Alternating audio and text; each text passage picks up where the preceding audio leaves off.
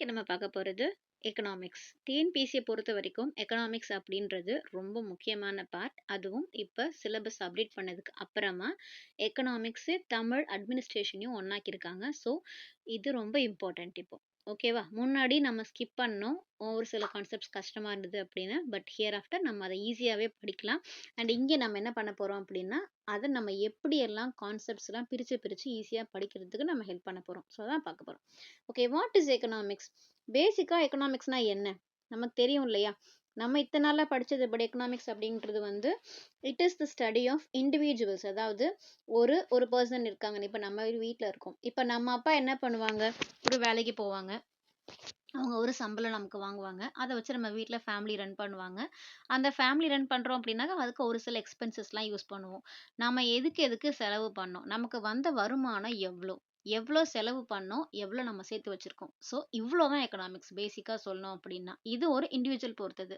இதுவே ஒரு பிஸ்னஸ் அப்படிங்கும்போது ஒரு கம்பெனியோட வருமானம் என்ன? அவங்க சேல் பண்ணும்போது அவங்களுக்கு வர ப்ராஃபிட் இல்லை ஒரு இன்கம். அதுக்கு அவங்க எப்படி எதெல்லாம் செலவு பண்ணுறாங்க? அவங்களோட மார்ஜின் எப்படி வைக்கிறாங்க? ஸோ இது கம்பெனி. இதே நம்ம கவர்மெண்ட் அப்படின்னு போனோம் அப்படின்னா, ஆஸ் அ கவர்மெண்ட் அவங்களோட வேலை என்ன? அவங்க ஒரு கவர்மெண்ட்டை நடத்துறதுக்காக என்ன பண்ணுவாங்க அப்படின்னா, டாக்ஸஸ் போடுவாங்க. ஒரு பப்ளிக் பீப்பிள் மேல டாக்ஸஸ் போடுவாங்க. ஸோ பப்ளிக் அந்த டாக்ஸை பே பண்ணும்போது இட் இஸ் தேர் இன்கம். அவங்களுக்கு வர ஃபர்ஸ்ட் இன்கம் அப்படின்றது இதுதான். ஸோ நெக்ஸ்ட் வந்து அந்த வந்த இன்கம்மை வச்சுட்டு வந்த சோர்ஸ் ஆஃப் இன்கம் டேக்ஸை வச்சு அவன் என்ன பண்ணுவாங்க அப்படின்னாக்கா செலவு பண்ணுவாங்க. எதுக்கு? பப்ளிக் பீப்புளோட வெல்ஃபேர் ஸ்கீம்ஸ் நிறைய ஸ்கீம்ஸ் அனௌன்ஸ் பண்ணுறாங்க இல்லையா? அதுக்கான சோர்சஸ் எல்லாமே அந்த அமௌண்ட்லேருந்து எடுத்து பண்ணுறாங்க. ஓகே, நெக்ஸ்ட் வந்து இப்போ நம்ம ஒரு டேக்ஸ் கட்டுறோம். அதே மாதிரி ஒரு கவர்மெண்ட் கம்பெனி இருக்காங்க இல்லையா? அவங்களுக்கும் ஒரு செலவு இருக்கும், ஒரு வரவு இருக்கும். ஸோ அது எல்லாமே வந்து அவங்க ஹேண்டில் பண்ணி government will do all these things. ஓகேவா? நம்ம அது எதுல செய்றாங்க, எவ்வளோ செய்றாங்க அப்படின்றது தான் பட்ஜெட். இப்ப ரீசென்ட்டா கூட பட்ஜெட் தாக்கல் பண்ணியிருக்காங்க. ஸோ, இது எல்லாமே நமக்கு அதுல பட்ஜெட்ல வந்துரும். நமக்கு அவங்களோட வருமானம் எவ்வளோ, எவ்வளோ டாக்ஸஸ் வந்துச்சு, அத அவங்க எதுக்கு செலவு பண்ணியிருக்காங்க. So, all these things comes under there. So, இது ஒரு government and finally nation. So, இவங்க அவங்க கிட்ட இருக்கிற ரிசோர்ஸஸ் இருக்கிற சோர்ஸ் ஆஃப் மனி அத எதுக்கு செலவு பண்றாங்க? எப்படி செலவு பண்றாங்க? ஸோ, எப்படி பண்ணா சரியா இருக்கும்? இவ்வளோதான் நம்ம பார்க்க போற economics. Okay, what is economics? நம்ம ஏற்கனவே பார்த்துட்டோம். எக்கனாமிக்ஸ்ன்றது பேசிக் நமக்கு தெரியும். பட் இங்க எக்கனாமிக்ஸை பொறுத்த வரைக்கும் முக்கியமான விஷயமா நம்ம பார்க்குறது வந்து இவங்களோட ஸ்டடி எல்லாமே தெரிஞ்சிருச்சு. ரெண்டாவது, எல்லாமே வந்து நமக்கு எப்படி இருக்கும் அப்படின்னா, ஒரு முக்கியமான 3 விஷயத்தை சுத்தி சுத்தி வரும். First production, distribution and consumption of goods and services. So இது மூணுத்தையுமே டிபெண்ட் பண்ணி மட்டும்தான் ஒரு சில ஃபேக்டர்ஸ் இது அஃபெக்ட் பண்ணுறது இல்லையா? ஸோ அது மூணுத்தையுமே கண்ட்ரோல் பண்ணுறத வச்சு தான் நம்ம என்ன பண்ணுவோம் அப்படின்னா, வாட் இஸ் எக்கனாமிக்ஸ் அப்படின்றத பார்க்க போகிறோம். ஸோ ப்ரொடக்ஷன் அப்படிங்கும்போது என்னென்ன வரும்? நம்ம ஒரு கம்பெனி வச்சிருக்காங்க, ஒரு கம்பெனி நடத்துறாங்க அப்படின்னாக்கா, அந்த கம்பெனியோட சோர்சஸ் என்னென்ன? இப்போ வந்து ஒரு கம்பெனிக்கு என்ன தேவைப்படும்? ஃபர்ஸ்ட் ஒரு லேண்ட் வேணும்.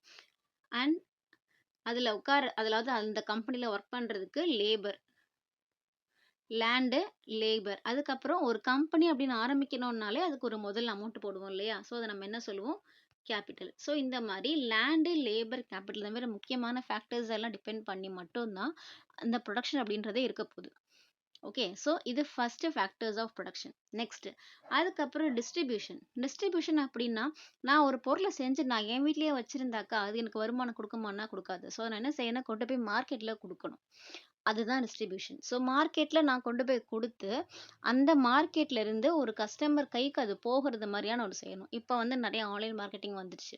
ஸோ இது எல்லாமே நம்ம எதுல செய்றோம் அப்டின்னாக்கா, டிஸ்ட்ரிபியூஷன் அப்டின்றதுல சொல்லப் போறோம். Next, consumption of goods. Consumption அப்டின்னாக்கா, இப்போ எனக்கு ஒரு பொருள் தேவை இருக்குன்னு நான் என்ன செய்றேன்? போய் கடையில போய் நான் அந்த பொருள வாங்குறேன். இல்ல நான் ஆன்லைன்ல ஆர்டர் பண்ணியே வாங்குறேன் அப்டின்னா, அந்த பொருள நான் கன்சியூம் பண்ணிட்டேன்.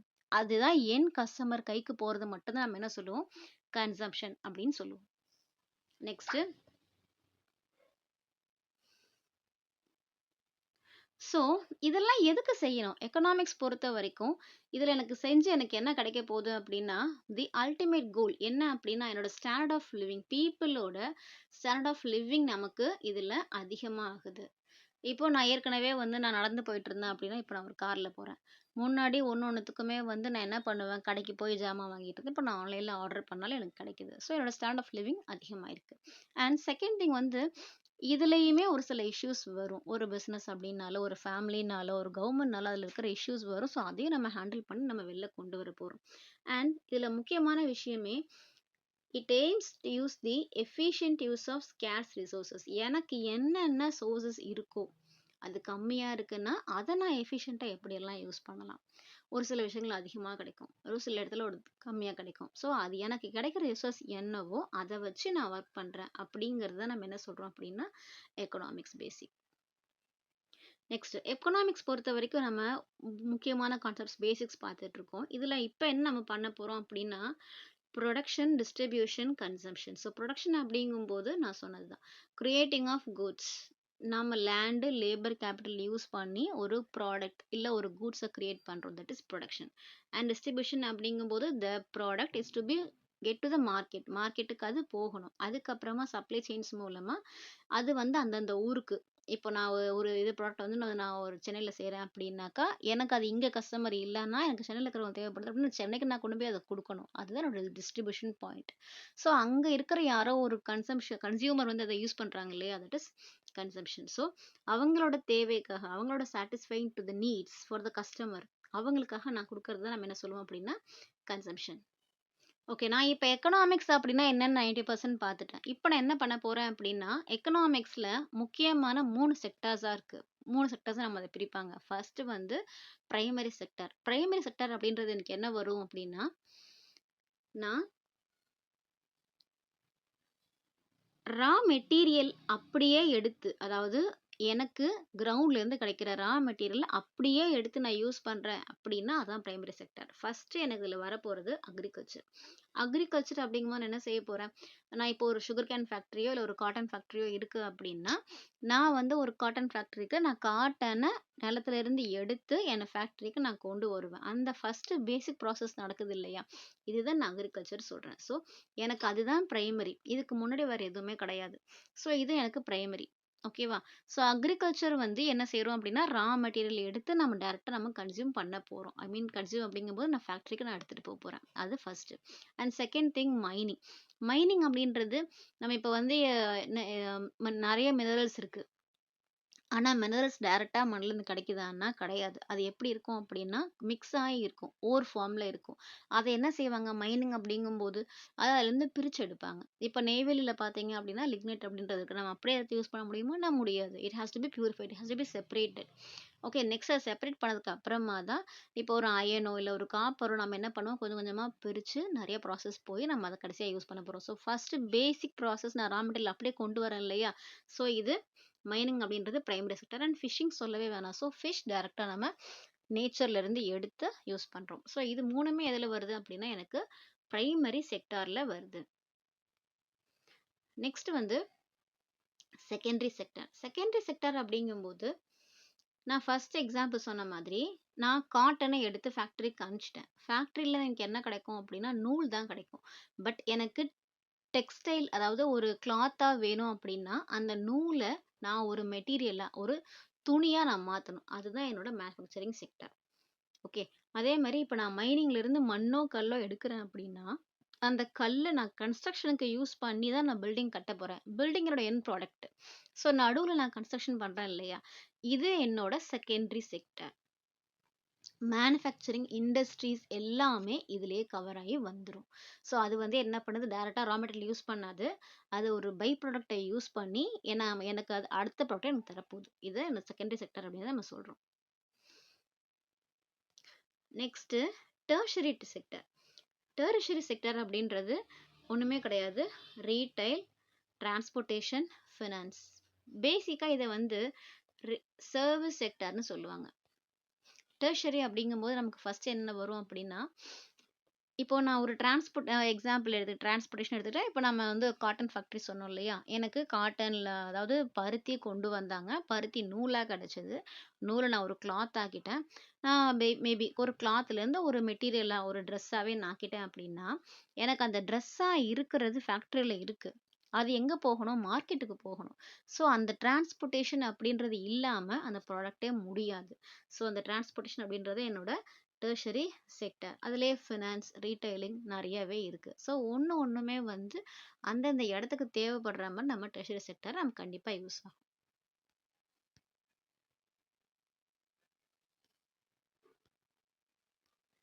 ஸோ நம்ம ஏற்கனவே சொன்ன மாதிரி ஒரு செக்டார் அப்படிங்கும்போது பிரைமரி செக்டார் அப்படின்றது எனக்கு வந்து அக்ரிகல்ச்சர், மைனிங், எக்ஸ்ட்ராக்ஷன். ஸோ இது எல்லாமே எனக்கு என்ன வருது, பிரைமரியில் வருது. அண்ட் செகண்டரி அப்படிங்கும்போது மேனுஃபேக்சரிங் எல்லாமே வருது. மேனுஃபேக்சரிங் அப்படிங்கும்போது இண்டஸ்ட்ரீஸ்லேருந்து நான் கன்ஸ்ட்ரக்ஷன் எல்லாமே எனக்கு மேனுஃபேக்சரிங்கில் வருது. அண்ட் தேர்ட் வந்து நம்ம என்ன செய்கிறோம் அப்படின்னா டெர்ஷரி சர்வீசஸ் இல்லை ரீட்டைலிங். ஸோ இது எல்லாமே எனக்கு வந்து டெர்ஷரியில் வருது. ஸோ இதெல்லாம் என்ன சொல்கிறோம் அப்படின்னா செக்டர்ஸ் ஆஃப் எக்கனாமிக்ஸ் அப்படின்னு நம்ம ஓகே. இப்போ நம்ம வந்து 11th ஸ்டாண்டர்ட் இந்தியன் எக்கானமி அப்படின்றதுல புக்கில் கொடுத்துருக்கிற கண்டென்ட்டை இவ்வளோ நேரம் நம்ம பார்த்த ஜென்ரல் அப்படின்றதோட நம்ம கம்பேர் பண்ணி பார்க்க போகிறோம்.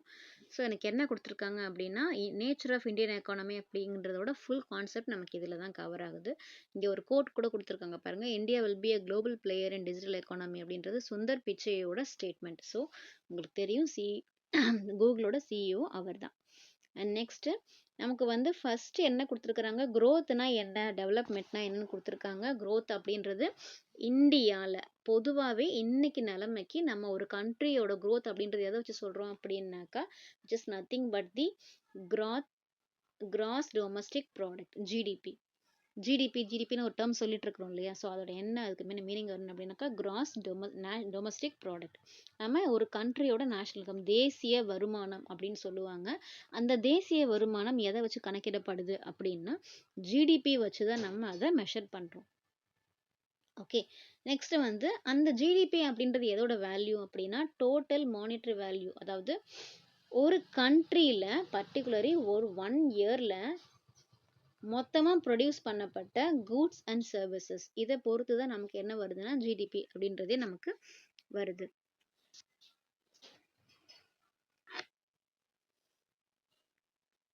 ஸோ நம்ம இப்போ வந்து ஜிடிபி அப்படின்றதோட எக்ஸ்பேன்ஷன் என்னன்னு பார்த்துட்டோம். ஜிடிபி அப்படின்றது நமக்கு என்ன வருது, நம்ம வந்து ஒரு கூட்ஸ் அண்ட் சர்வீசஸ் ஒரு வருஷம் பர்டிகுலர்லி வந்து ஜிடிபியில் பொறுத்த வரைக்கும் 1 இயர் அப்படின்றது முக்கியம்.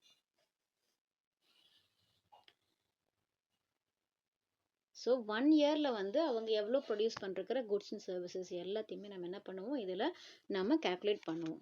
நெக்ஸ்ட் நமக்கு என்ன கொடுத்துருக்காங்க அப்படின்னா ஜிடிபி அப்படின்றது நம்ம வந்து ஒரு சிட்டிசனோட குவாலிட்டி ஆஃப் லைஃப். அதாவது இப்போ ஒரு மனுஷன் இருக்கிறான் அப்படின்னாக்கா ஒரு கண்ட்ரி வந்து என்ன பண்ணுறாங்க அப்படிங்கும் அவங்களோட சிட்டிசன்ஸோட லைஃப் ஸ்டைல் எப்படி இருக்குது, இல்லை ஸ்டாண்டர்ட் ஆஃப் லிவிங் எப்படி இருக்குது அப்படின்றதையும் அதை வந்து நம்ம டைரெக்டாக நம்ம வந்து கண்டுபிடிக்கிறோமா அப்படின்னா அதில் ஒரு சில மெஷர்ஸ் வச்சுருக்கோம். என்னென்ன அதெல்லாம் அப்படிங்கும்போது ஃபஸ்ட்டு வந்து நமக்கு HDI human development index. So HDI அப்படின்றது ஹியூமன் டெவலப்மெண்ட் இண்டெக்ஸ். இது இந்தியாவில் ரொம்பவுமே முக்கியமானது. நிறைய இண்டெக்ஸ் கொடுத்துருக்காங்க, நம்ம அது எல்லாத்தையுமே வந்து நித்தி ஆயோக் வெளியிட்டிருக்காங்க. ஸோ நம்ம ஒரு இண்டெக்ஸையுமே லேட்டர் நம்ம இப்போ ஒன்று ஒன்றா பார்ப்போம். அதில் இப்போ நம்ம ஸ்பெசிஃபிக்காக பார்க்குறது HDI, PQLI அப்படின்ற physical quality of life index, அதுக்கப்புறம் GNHI gross national happiness index, மகிழ்ச்சி குறியீடுன்னு சொல்லுவாங்க. ஸோ இது வந்து ரொம்பவுமே இம்பார்ட்டண்ட்டானது. நெக்ஸ்ட் வந்து எனக்கு என்ன கொடுத்துருக்காங்க அப்படின்னா கிராஸ் நேஷனல் ஹாப்பினஸ் இண்டெக்ஸ் அப்படின்றத யார் கண்டுபிடிச்சாங்க, நமக்கு வந்து தெரியும் இது வந்து ஒரு நார்மலாக வந்தது கிடையாது. பூட்டானோட கிங் ஜிக்மே சிங்கே அப்படின்றவர் வந்து 1972 இதை கண்டுபிடிச்சிருக்காங்க. இந்த வார்த்தையை வந்து காயின் பண்ணியிருக்காங்க. இது எதுக்கு இண்டெக்ஸ் இதை ரெஃபர் பண்ணுது அப்படின்னா ப்ராக்ரஸ், அதுவும் இல்லாமல் சஸ்டைனபிள் டெவலப்மெண்ட். அதாவது நம்ம வந்து ஒரு நாள் ஒரு இடத்துல மட்டும் வளர்ச்சி கிடையாது, அடுத்தடுத்து தொடர்ந்து நம்ம முன்னேறிக்கிட்டே இருக்கோம் அப்படின்றத சொல்லலாம். அதே மாதிரி இதுதான் முக்கியமாக என்விரான்மெண்டல் கன்சர்வேஷனை முக்கியமாக கொண்டு வந்தது. அதாவது நம்ம சம்பாதிக்கிறதோ நம்ம ஸ்டாண்டர்ட் ஆஃப் லிவிங் அதிகமாகிறது முக்கியம் கிடையாது, மட்டுமே முக்கியம் கிடையாது, நம்ம சுற்றுச்சூழலையும் காப்பாற்றணும். நம்ம சுத்தி இருக்கிற எல்லாருக்குமே வந்து நாம நன்மையை மட்டுமே செய்யணும். குட் கவர்னன்ஸ் அப்படின்ற ஒரு கான்செப்டே இதுல கொண்டு வராங்க. ஸோ குட் கவர்னன்ஸ் அப்படின்றது ஒரு ஆட்சி இருக்குன்னா அது நேர்மையாகவும் இருக்கணும், நியாயமாகவும் இருக்கணும். அதே மாதிரி அது சுற்றுச்சூழலையும் அதாவது அதாவது எந்த டேமேஜும் எந்த விதமான சேதப்படுத்தாம இருக்கணும். இது எல்லாமே நமக்கு வந்து அதுல கொடுத்துருக்காங்க. நெக்ஸ்ட் இதுலயே வந்து நமக்கு என்ன வந்திருக்கு அப்படின்னாக்கா நம்ம இதுல ரெண்டா பிரிக்கிறோம். ஒன்னு developed Nations, under developed countries. Developed economy அப்படின்றது வளர்ச்சி அடைந்த அப்படின்றத சொல்லுவாங்க. வளர்ச்சி அடைந்த அப்படிங்கும்போது நமக்கு தெரியும் என்னென்ன கண்ட்ரிஸ் வரும்னு. USA, Canada, UK, France, Japan இது எல்லாமே வந்து வளர்ச்சி அடைந்த நாடுகள், வளர்ந்த நாடுகள் அப்படின்னு சொல்லலாம். ஸோ அதுல அண்டர் டெவலப்டு அப்படிங்கும்போது நமக்கு வந்து என்னென்ன சொல்றோம் அப்படின்னாக்கா ஏற்கனவே இருக்கிற கண்ட்ரீஸ்லயுமே இப்போ நமக்கு எக்ஸாம்பிளா கொடுத்துருக்கிறதுல வந்து ஆப்பிரிக்கா, பங்களாதேஷ், மியான்மர், பாகிஸ்தான் இது எல்லாமே எதை வச்சு வளர்ந்த நாடு, வளர்ச்சி அடைந்த நாடு, வளரும் நாடு அப்படின்றத சொல்றாங்க அப்படின்னாக்கா பர் கேபிட்டா இன்கம். அது என்ன பர் கேபிட்டா இன்கம்? ஒரு கண்ட்ரியோட தலா வருமானம். நான் இப்போ ஒரு இண்டிவிஜுவலா இருக்கேன் அப்படின்னா என்னோட மாத வருமானம் அப்படின்றத இண்டிவிஜுவல் ஒருத்தருக்கு பார்க்க மாட்டாங்க, அது ஒரு நேஷனல் ஆவரேஜா எடுப்பாங்க. அந்த மாதிரி ஒரு ஒரு சராசரியான ஒரு வருமானம் எடுக்கும்போது அது ஒரு மனுஷனுக்கு கம்மியா இருக்கு, இல்லை ஒரு கண்ட்ரியோட வருமானம் அப்படின்றது பர் கேபிட்டா வருமானம் கம்மியா இருக்கு அப்படின்னாக்கா அதை நம்ம என்ன சொல்லுவாங்க, அண்டர் டெவலப்டு எக்கானமி அப்படின்றத சொல்றாங்க. அதே மாதிரி இவங்களுக்கு இன்னும் ஒரு பேரும் கொடுத்துருக்காங்க, under developed or third world nations, மூன்றாம் உலக நாடுகள் அப்படின்றதையும் சொல்ல வராங்க. நெக்ஸ்ட் ஸோ எக்கானமி அப்படின்றத நம்ம பார்த்துட்டோம். எக்கானமி அப்படிங்கும்போது ஜிடிபி நம்ம டேர்ம் இப்போ தான் சொன்னோம். அந்த ஜிடிபியோட டாப் 10ல் வர கண்ட்ரிஸ் என்னென்ன அப்படின்ற இது வந்து இந்த டேட்டா 2016ஓடது. இன்னையோட கரண்ட் டேட்டா நான் உங்களுக்கு கடைசியாக உங்களுக்கு நான் திரும்ப ரெஃபரன்ஸில் தரேன். இப்போ இருக்கிற அதாவது இது புக்கில் இருக்கிற data, book as per book data இது 2016ல் டாப் 10 கண்ட்ரிஸ் ஆஃப் ஜிடிபி. ஓகேவா? இதில் எத்தனாவது பிளேஸில் இருக்குன்னு பார்த்தா கிட்டத்தட்ட ஒரு 7th பிளேஸில் இருக்கோம். நம்ம ஜிடிபியில் நம்ம இதில் வந்து ஒரு 7th பிளேஸில் இருக்கோம்.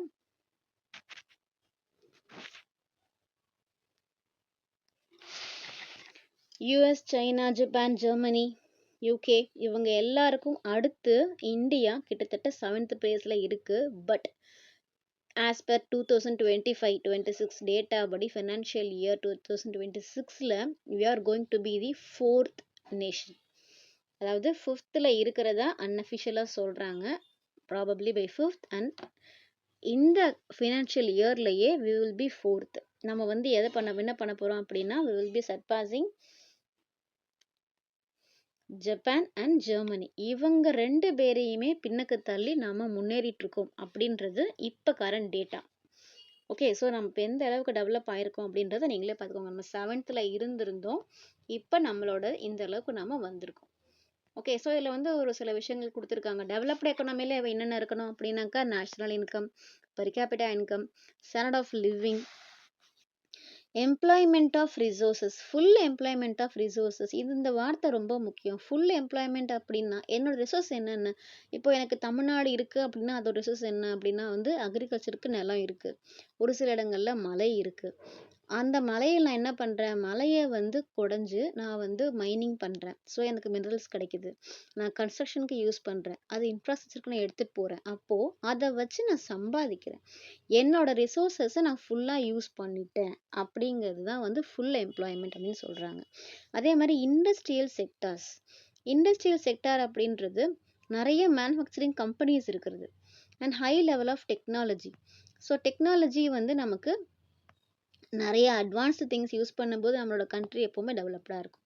And high industrialisation, consumption level அப்படின்றது இன்னைக்கு நிலைமைக்கு உண்மையிலேயே ரொம்பவும் அதிகமாகவே இருக்குது. ஏன்னா நம்ம வந்து ஏசி இல்லாத வீடு கிடையாது, கார் இல்லாத வீடு கிடையாது. ஸோ நம்ம நிறையவே அதில் டெவலப் ஆகிட்டோம். அண்ட் ஸ்மூத் எக்கனாமிக் க்ரோத், நிறைய க்ரோத் இருந்துகிட்டே தான் இருக்குது. அண்ட் முன்னாடி இருந்த மாதிரி இப்போ வந்து ஜெண்டர் ஈக்குவாலிட்டி இப்போ ரொம்ப அதிகமாக இருக்குது. Social equity and low levels of poverty. And நம்ம பாவர்ட்டி லெவல் அப்படின்றது as per data and unofficially poverty levels நம்ம நிறையவே குறைச்சிருக்கோம். ஸோ அதே மாதிரி political stability and good governance. So friends, இப்போ நம்ம இது வரைக்கும் எக்கானமியோட பேசிக்ஸ் பார்த்துருக்கோம். இப்போது இதுக்கப்புறம் அடுத்த வீடியோவில் நம்ம ஃபியூச்சர்ஸ் பார்க்க போகிறோம். நேச்சர் ஆஃப் எக்கானமி அப்படின்றதுல என்னென்ன இருக்குது அப்படின்ற ஸ்ட்ரென்த் என்ன, வீக்னஸ் என்ன, எல்லாமே நம்ம பார்க்க போகிறோம். அண்ட் நெக்ஸ்ட் வீடியோவில் நமக்கு இப்போ இருக்கிற கரண்ட் அஃபேர்ஸ் டேட்டாவோடு இருக்குது. So please next video continue பண்ணி பாருங்கள். அண்ட் மறக்காமல் உங்கள் ஃப்ரெண்ட்ஸ் எல்லாருக்கும் இந்த வீடியோ தேவைப்படுறவங்களுக்கு கண்டிப்பாக ஷேர் பண்ணுங்கள். நீங்களும் ரெகுலராக ஃபாலோ பண்ணுங்கள் ரெகுலர் அப்டேட்ஸ்க்கு. தேங்க்யூ.